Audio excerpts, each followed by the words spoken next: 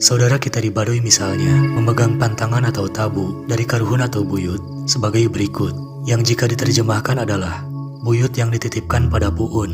negara 33, sungai 65, pusat 25 negara, gunung tidak boleh digempur, lembah tidak boleh dirusak, tabu tidak boleh dilanggar, patokan atau adat tidak boleh diubah, panjang tidak boleh dipotong, pendek tidak boleh disambung, yang lain harus dipandang lain, yang dilarang harus dilarang, atau yang tidak boleh jangan dibolehkan, yang benar harus dibenarkan,